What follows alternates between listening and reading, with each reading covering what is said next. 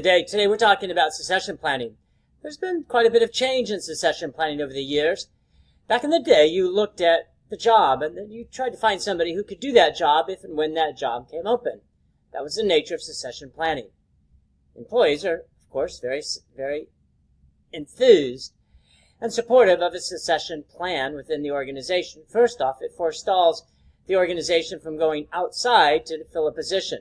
Instead, now they just fill it with people that are inside the organization. It certainly works best for the people who work there. You don't have the outside to compete against in order to get a job.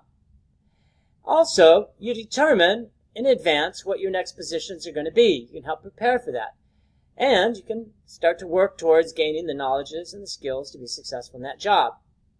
There's a whole host of issues that are associated with succession planning. And in fact, much of succession planning has lost its focus, its emphasis, because we now realize that that's not the best way to determine the next person who should do the job. Instead, the focus shouldn't be on the person, but the duties. We should look at the duties that a person has, they're required to do, and then determine if and when that position becomes vacant, when that person leaves, who can do those duties. We're now finding out that some of those duties can be parceled out. So you don't need a person, one FTE, which is a full-time equivalent, in order to do that job. Instead, you can parcel out the duties among others in the organization.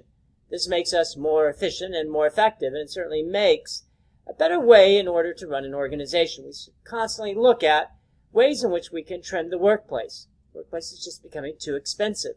Not just in employing a person as far as their wages, but also their benefits and the liabilities that you accrue by having employees. It's increasingly expensive to employ individuals because of ancillary costs like retirement, health care, workers' compensation, and just legal liability. For those reasons, we've moved against and away from hiring employees and tried to spend our money much more on technology or computerization, and that, of course, allows us to lower the cost of our products and be more competitive in the marketplace. So succession planning today is moving towards identifying the tasks that need to be done when somebody leaves, and then identifying who can do those tasks, with the thought that you don't need to necessarily hire somebody else to do it. You just need to figure out a way that you can parcel the tasks out to other people. This can be highly beneficial in the long run because you continue to lower your costs of producing the product. That allows you to lower the cost of selling the product. It also allows you to make more profits. This is why it has become much more of a focus today than it ever has. So succession planning is changing, and we as professionals need to be aware of how to change it as well.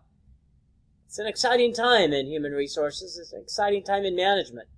The changes in succession planning is just one component of that change. Thanks, everybody.